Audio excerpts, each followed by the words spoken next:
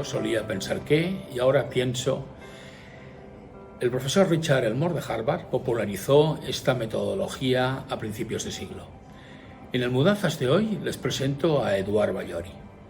Eduard es analista social, doctor en Ciencias Políticas por la Universidad Pompeu Fabra, presidente de UNESCO CAT, Cataluña, licenciado en Filosofía y Periodismo. Ha sido el director del movimiento Escola Nova 21, que se desarrolló en Cataluña entre 2016 y 2019.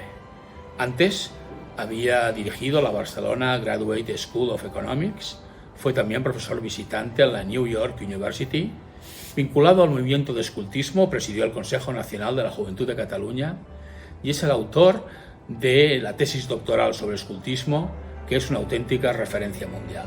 Espero que les haya inspirado tanto como a mí. Hola Pepe, gracias por la invitación. Un placer, como siempre, conversar contigo sobre transformación educativa y sobre mejora del sistema educativo. Yo antes pensaba que el cambio educativo era una cuestión de prácticas, de cómo hacemos las cosas y que, por tanto, básicamente se necesitaban modelos para visualizar cómo podías hacer las cosas de manera distinta. Y ahora he comprendido que el cambio educativo es fundamentalmente plantearse por qué educar y para qué educar.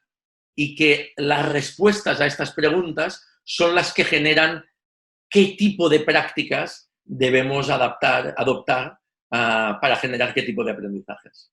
La inercia que frena el cambio educativo es sobre todo una cuestión de creencias y, por tanto, de convicciones de que la educación o la escuela tiene que ser de una manera determinada. Esto que comentas precisamente es lo que desde un punto de vista real, efectivo, práctico, hicisteis en el proceso de Escuela Nueva 21, ¿no? La conceptualización de este programa de Escuela Nueva 21 fue el resultado de sumar tres elementos. Uno, la larga tradición por una educación activa que ha existido en nuestra sociedad y en todo el mundo. El segundo, el conocimiento científico que hay tanto de cómo aprendemos como de cómo se producen los cambios. Pero un tercer elemento que ha sido fundamental ha sido el conocimiento y la experiencia de muchas personas de las escuelas que han sido las impulsoras de Escola Nova. ¿Por qué decidisteis que lo importante no era el modelo, sino lo importante era el propósito genérico? Por tanto, aquí la cuestión clave es precisamente que los elementos que son fundamentales para todos no están relacionados con una metodología concreta, ¿no? Están relacionados con la idea del desarrollo integral de la persona y que, por tanto, no es una suma de disciplinas, sino es un desarrollo integral que tiene la parte intelectual, que tiene la parte emocional, que tiene la parte social, que para este desarrollo integral se necesitan unas articulaciones determinadas de los modelos de aprendizaje, que el aprendizaje tiene que estar centrado en la persona que aprende porque los individuos somos distintos y, por tanto, el aprendizaje, nuestros ritmos de aprendizaje, etcétera, también lo pueden ser.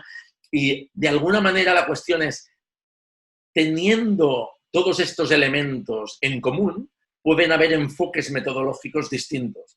Y nuestra función no era cambiar el enfoque metodológico, era cambiar la lógica que hay detrás de la función educativa de la escuela y cómo se genera el aprendizaje. En el proceso de cambio de Escola Nova 21 había una hipótesis. Es necesario que desde fuera haya como una inyección, como un estímulo, como una motivación, incluso como un liderazgo en la movilización de las redes de las escuelas. Pero al final del proceso, una vez se ha conseguido recorrer un cierto itinerario, se devuelve a la administración pública. En realidad, Escola Nova 21 ha sido una experiencia, yo diría sociológicamente hablando, muy compleja, porque precisamente el foco directo, su objetivo principal, era el cambio de mentalidad. Pensábamos que la lógica del recetario de las recetas no funcionaba y que necesitábamos impactar en un cambio cultural. Pero este cambio cultural no tenía que ser únicamente un cambio cultural del maestro, tenía que ser un cambio cultural de todas las personas que están de alguna manera relacionadas directa o indirectamente con la educación. Se articuló con una acción de práctica, que básicamente eran dos grandes lógicas, ¿no? Una lógica de acompañamiento intensivo al cambio, que fue la muestra, y una lógica de creación de redes de orientación al cambio. Lo importante del programa no fue esta metodología de cambio, fue la generación de un cambio de relato, de un cambio de debate público, que yo creo que es el que se está viviendo hoy. Eduardo, ¿de dónde viene esta convicción tuya, inicial ya, de que la clave era el cambio de mirada, el cambio de mentalidad, el cambio de creencias, el cambio de pensamiento? ¿Viene de alguna experiencia personal, propia? ¿Viene también, a lo mejor, quizás, del mundo del escultismo? Uno de los elementos importantes para mí fue las muchas conversaciones que tuve, ¿te acuerdas?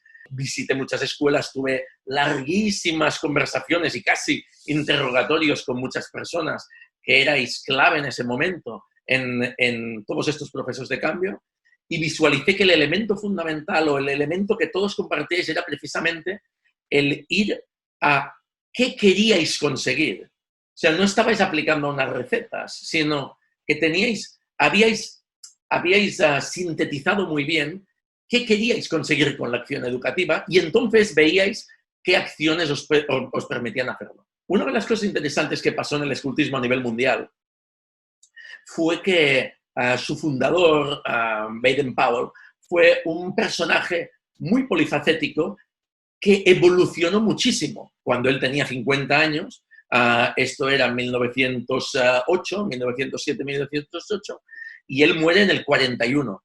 Durante estos 30 años, él tiene una evolución mental enorme, en muchos sentidos. Antimilitarismo, convicción de la paz, multilateralismo, freno a la identidad nacional excluyente, freno a los totalitarismos. Bueno, cuando este señor muere en el año 41, en muchos países hay una tendencia a congelar el movimiento. Es decir, a hacer que el escultismo reproduzca lo que fue en ese momento. Pero claro, la gente ve una foto fija, no ve la película. En la escuela pasaba lo mismo. ¿Por qué hay escuelas que en los años 60 o 70 eran enormemente avanzadas y hoy, en cambio, son como museos que reproducen una cosa que su fundador hizo?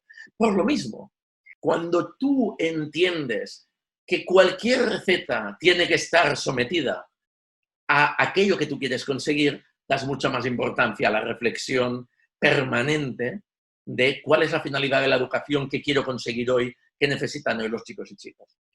La escuela tradicional tiene una inercia tan fuerte y es tan simple, es tan fácil, que cualquier intento de cambio tiene que nadar contracorriente. Y este nadar contracorriente tiene mucha dificultad.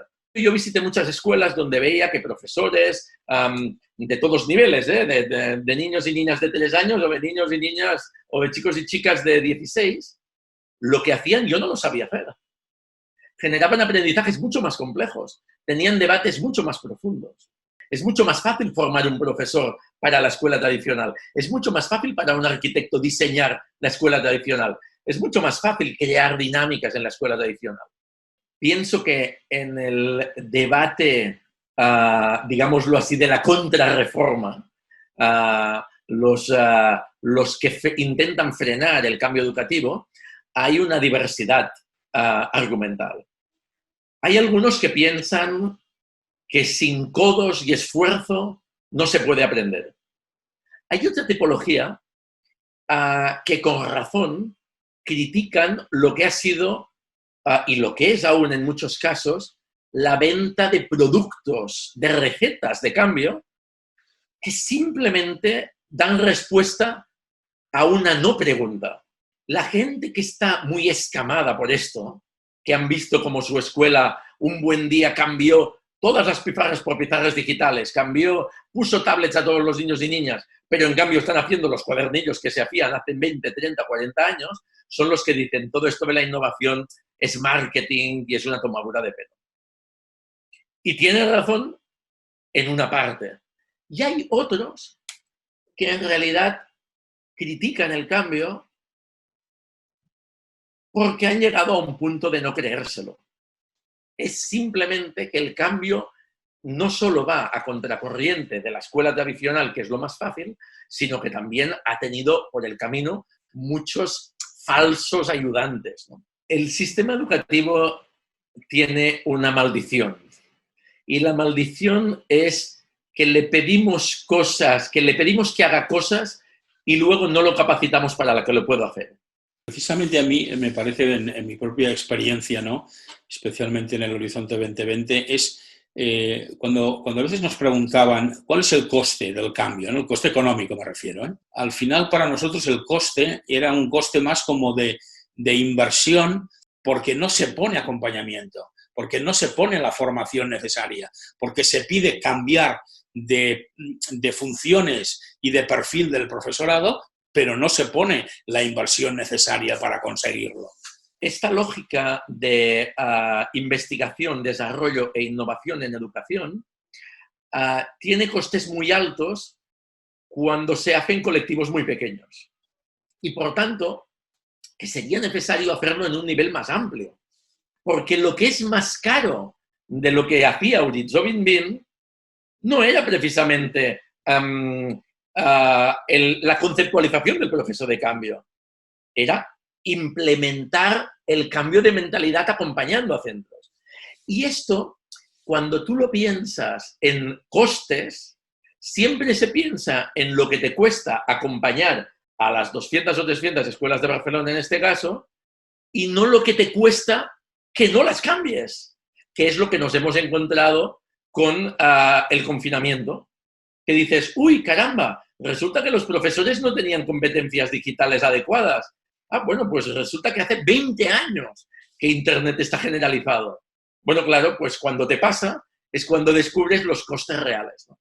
Yo recuerdo cuando en 2015 inauguramos el Centro de Tecnologías Ituarte en Bellvitge, en el Joan 23, como un centro tecnopedagógico, que había una cierta incomprensión pero en educación un laboratorio solo tiene sentido si miras mucho la tecnología, cosas muy concretas, pero apenas se entendía como un laboratorio de prácticas que se podrían ensayar, que se podía jugar con ellas, al margen, digamos, del normal funcionamiento del sistema, ¿no?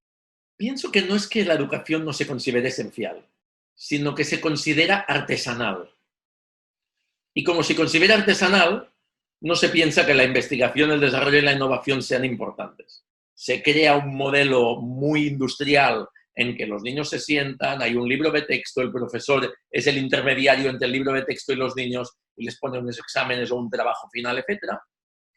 Y a la práctica lo único que necesitamos es un docente que tenga capacidad de coordinar a los niños, de que no se le descontrolen y que, bueno, digamos, si les explica bien, mejor. ¿Dónde está la necesidad de investigación o de desarrollo en esto? Pues no hay. Por tanto, tenemos que desmontar también esta idea de que la docencia es puramente un acto artesanal. No es verdad. Existen conocimientos sobre cómo se aprende y cómo se genera aprendizaje, y estos conocimientos necesitan transmitirse a los futuros docentes y a los docentes actuales a través de acciones competenciales capacitadoras. Un elemento importante de Escola Nova 21 fue precisamente visualizar que el cambio no es un defecto, sino es una virtud.